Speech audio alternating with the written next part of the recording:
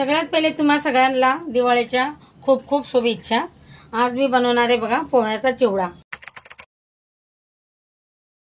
इथे मी असे पातळ पोहे घेतलेत आणि अर्धा किलो आहे। आता पहिले यांना मी चाळून घेणार आहे असं चांगलं चाळणीने। हे बघा असं बारीक बारीक कण असतात ते निघून जातील। सगळे पोहे मी असे चाळून घेणार आहे।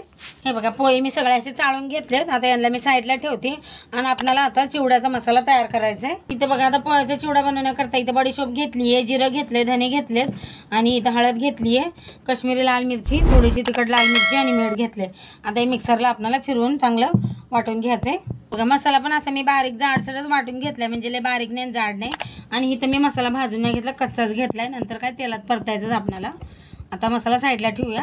आता चिवड्यासाठी लागणारे साहित्य बघा, इथे डाळ्या घेतल्यात, खोबरं घेतलं असं बारीक खिसून घेतलंय मी असं, म्हणजे बारीक कापा करून घेतल्यात, शेंगदाणे घेतलेत, मनुके घेतलेत, लसूण घेतला असं ठेसून, आणि इथे मी हे काजू बदाम घेतलेत असं बारीक कापा करून घेतले त्यांचे असं। आणि इथे बघा हिरवी मिरची आणि कढीपत्ता घेतलाय। इथे बघा आता आपण सगळं चिवड्याचं साहित्य तळून घ्यायचं म्हणून कढईत तेल गरम करायला ठेवलंय। आता सगळ्यात पहिली मी इथे चाळणी घेतली आहे, याच्यात शेंगदाणे टाकून तळून घेणार आहे। शेंगदाणे चांगले मी शेंगदाणे पण आपल्याला चांगले तळून घ्यायचे। अजून तेल हलकसं गरम आहे।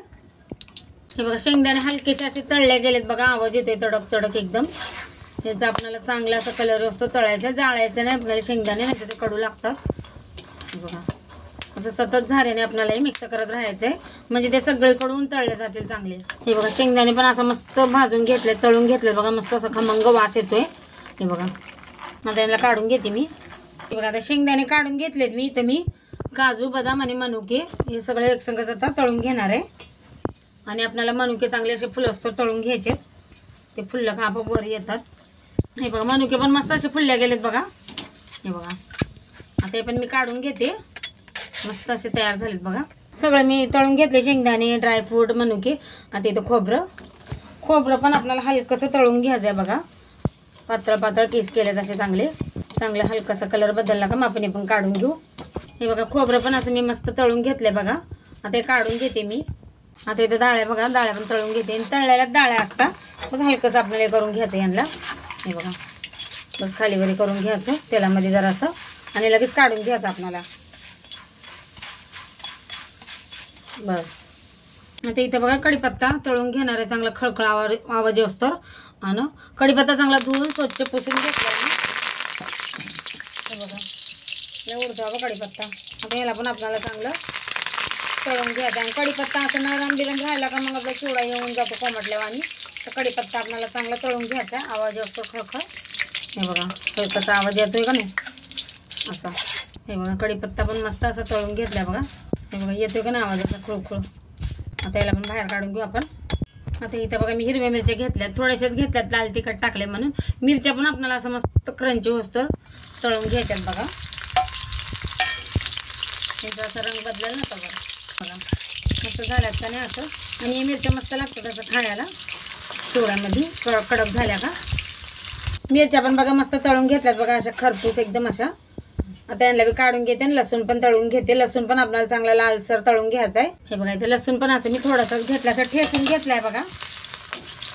आता लसूण बी आपल्याला चांगला असं खरपूस तळून घ्यायचा आहे, म्हणजे ते मस्त राहतो आपला चिवडा। आणि चिवडा पण चांगला टिकून राहतो, एकदम चांगला असं तळायचं आपल्याला, कलर बदलतो।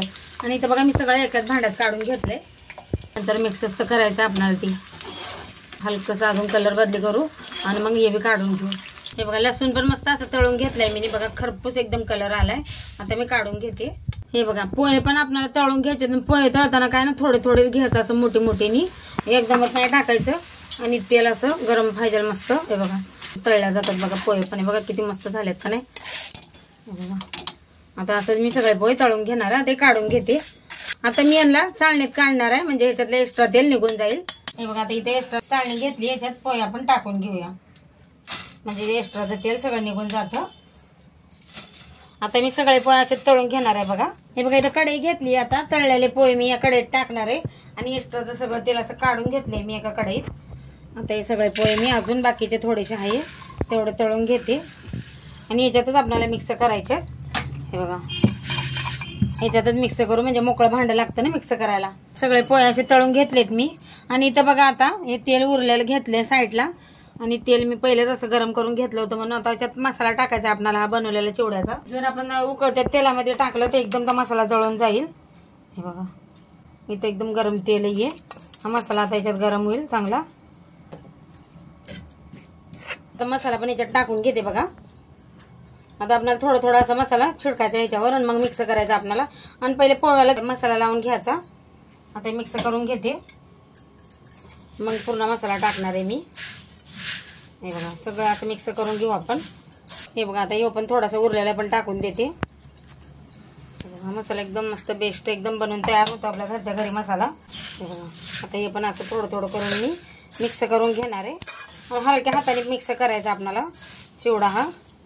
आणि नंतर जे आपण साहित्य तळून घेतले ते पण टाकून असं मिक्स करायचंय. हे बघा मी सगळा मसाला टाकलाय आणि पोळ्याला असं लावून घेतलाय बघा. आता हे सगळं तळलेलं साहित्य आपण ह्याच्यात टाकूया. पण चांगलं आता मिक्स करून घेऊ आपण. हे बघा असं चांगलं हलक्या हाताने मिक्स करायचं आपल्याला. एकदम मस्त बनवून तयार होतो आपला बघा पोळ्याचा चिवडा पण. आता असं करून घेते जरा असं हलक्या हाताने असं. हे बघा सगळं असं खाली वरी मिक्स होतं आणि मसाला पण सगळीकडे लागला जातो. हे बघा पहिले मी मसाला का पोळ्यांनाच लावला, कारण की जे आपण पहिल्यात टाकला असतं नाहीये तर सगळ्या सामानाला लागला असं शेंगदाण्याला, मग त्याच्यात चांगलं लागत. हे बघा आता पूर्ण मिक्स करून घेते आता परत. आता याच्यात टाकायची आपल्याला पिठी साखर. 2 चमचे पिठी साखर टाकणार आहे. हे बघा त्याच्यात पिठी साखर टाकणार आहे मी. जेवढी तुम्हाला लागेल तसं टाका. मी इथं 2 चम्मच घेतली आहे. मिक्सरला बारीक करून घेतली तसं तर. आता हे बी मिक्स करून घेऊ आपण. हे बघा पिठी साखर टाकून घेतली आहे. मस्त लागतो आपला चिवडा आंबट गोड खायला असा. आता आपण मिक्स करून घेऊ. साखर तुम्हाला जास्त लागत असलं तर तसं टाकू शकता तुम्ही. मी तर 2 चम्मच टाकली आहे. तयार आहे बघा आपला पोळ्याचा चिवडा बनवून एकदम मस्त असा कुरकुरीत. व्हिडिओ आवडला तर एक लाईक नक्की करा.